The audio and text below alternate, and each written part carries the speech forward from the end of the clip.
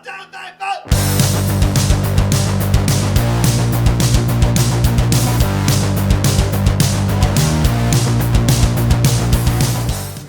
day guys and welcome to another episode of Riding in Tandem with me, RM. And me, Elaine! At sa episode na to, itatry natin yung modernized jeepney ng Isuzu. Tara na!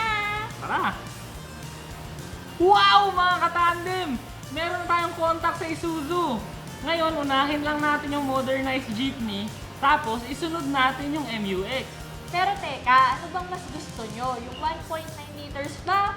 O yung 3.0 liters na MUX? Comment down below lang guys para may pagpaalam na agad natin, di ba? Oh. Comment nyo agad ha! Ano? Excited na ba kayo? Kami din eh. Tara na! Pero nga pala, pakilala ko muna kayo dito sa tropa natin sa Isuzu. Si Sir Ino. Sir, please introduce yourself. Hi, mga katandem. Ino Luna here, sales manager from Isuzu Cavite. If you need parts, labor, and new vehicle, the Straba here at Isuzu Cavite, 239 Tansang Luma, Emilio Aguinaldo Highway, Imus, Cavite. You can check us with our website. It's www.isuzukavite.com and my personal email, luna.nb@isuzukavite.com. My mobile number is 0917-800-6166 for discount and inquiries. Thank you. O mga katandem, alam nyo na kung saan kayo pupunta ha. Thank you Sir Ino Luna of Isuzu Cavite for Yes, letting ma'am. us use the vehicle. Thank you. po. Oh, alam nyo na kung saan kayo pupunta ha. Kita-kita na lang tayo dito. The platform of the modernized Filipino jeepney is the Isuzu QKR 77. It has a Euro 4 engine with 4 cylinders, turbo intercooler, CRDI, blue-powered diesel engine with a displacement of 2.999 cc and a maximum power of 106 PS at 3,200 RPM, and a maximum torque of 230 Nm at 1,400 to 3,200 RPM, and it is mated to a 5-speed manual transmission. Okay game, let's start at the front. Alam niyo naman, 'di ba, mahilig kami sa high-tech. So gandang-ganda kami dito sa design nila. Like yung sa headlights, high-tech. Itong grills niya, parang oversized T-Max, ang ganda, galing. Tapos ito namang bumper, hindi siya plain, may design sa gitna. Ganda. Pinaka-paborito naming feature dito sa harapan, ito, yung malaking windshield. Ngayon, ang maganda dito, kitang-kita mo kung saan ka pupunta. Hindi kagaya dati sa jeepney, di ba? Parang yuyuko ka pang ganyan, no? Para makita mo kung nasan ka kasi ang liit-liit ng salamin. Ito, ang laki-laki ng salamin niya. Hindi ka mahihirapan, hindi ka sosobra sa pupuntahan mo. Ayos! Let's go naman sa side. As you can see, di ba? Massive windows, ang laki, kita mo lahat. Gustong-gusto namin to, ang ganda. Plus tong pintuan, napakalaki, di ba? As you can see, ang ganda. Tapos, siguro, naranasan nyo minsan sa jeep, yung pag namalengke ka, ang bigat ng dala mo tapos marami. Yung tipong yuyuko ka mang ganun, para lang makapasok hanggang loob. Dito, hindi mo na mararanasan yan. Kasi as you can see, di ba, ang taas, never ka na makakaranas nun. Ganda! Ito yung gas tank location niya. 75 liters ang gas tank niya. Grabe, ang laki pang malayuan. So dito naman tayo sa likod, may kita nyo naman, nothing fancy dito. Meron lang dito, ito, signal lights, brake lights, tapos reverse lights. Tapos ang makikita nyo lang talaga dito sa likod, massive talaga siya, ang laki. Wow, lamig! Aircon! Yun! Sarap! Siyempre, gawang cool air.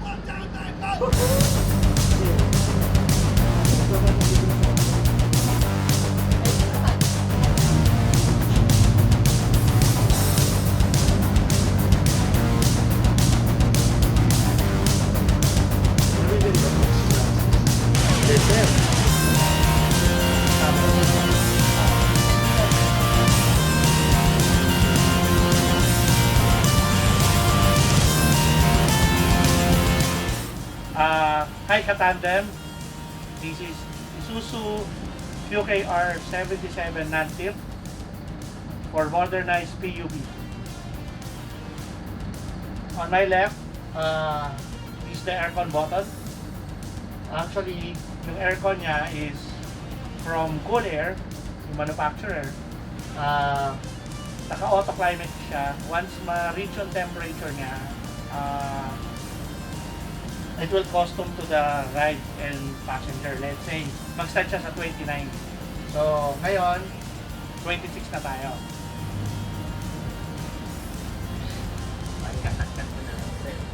Okay. So, this one is the aircon button. This is the mode. And then this is the adjustment button. And then, this one is the switch for automatic doors.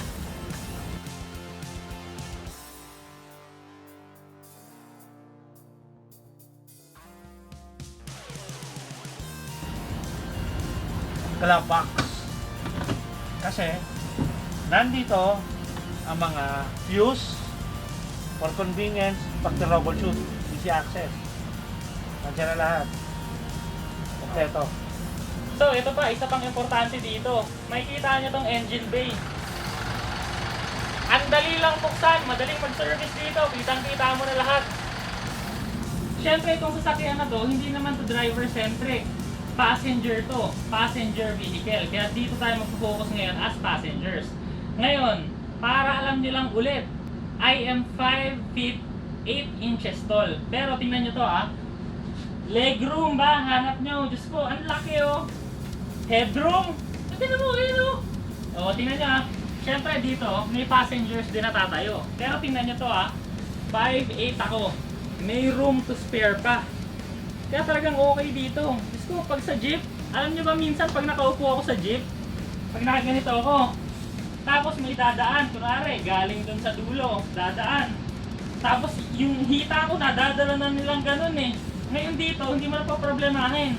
Ang laki ng space, kahit dalawa kayong matangkad na passengers na magkatapatan, no problem. Ayos.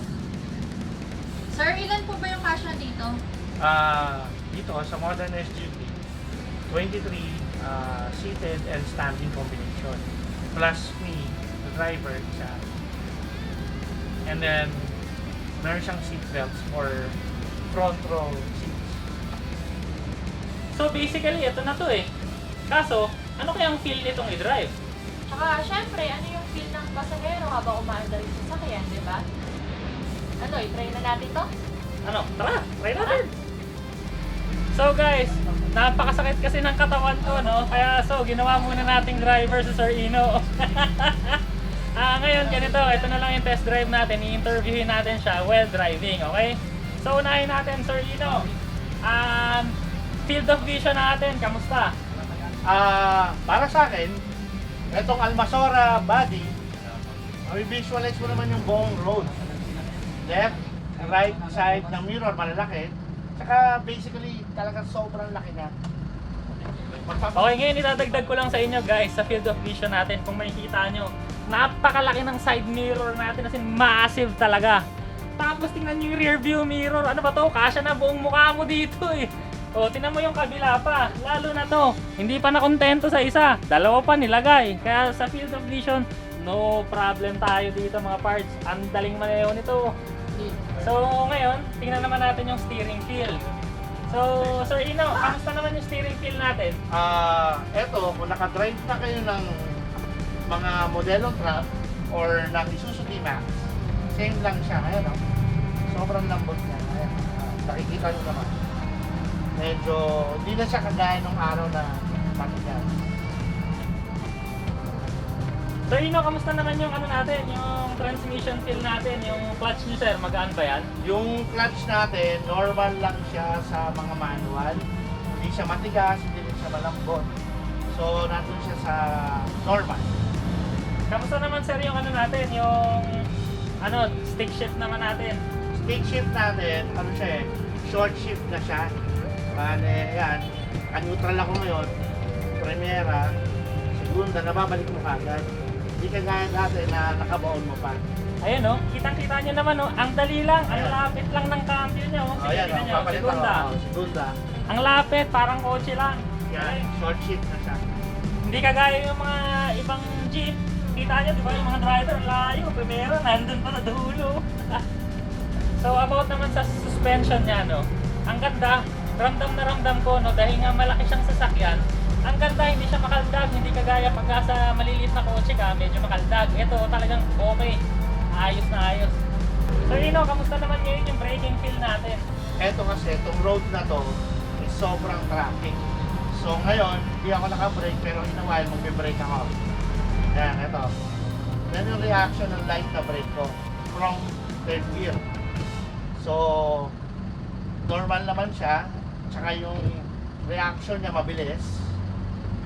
Sir, kamusta naman po yung yung fuel economy nito? Siyempre, pambiyahe ito eh, kailangan matipid. Yeah.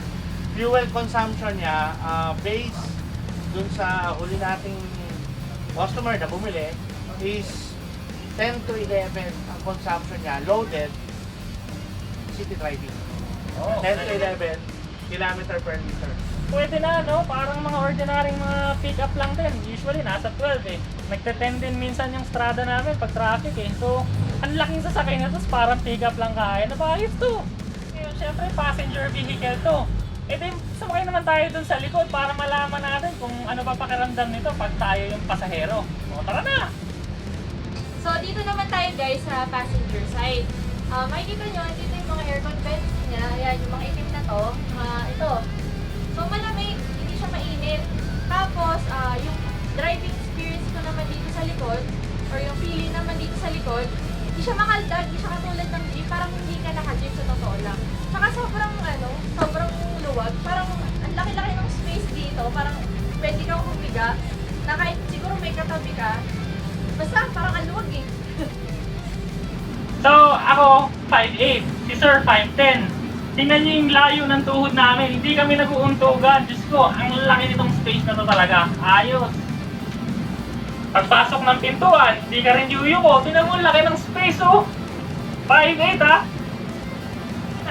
Napakalaki eh. Hindi ka lalampas kung saan ka pupunta. Alam na alam mo kagad, kitang-kita mo. Bulag ka na pag di mo pa nakita. Sa laki na yan. Tsaka ito yung pinaka gusto ko mga pare.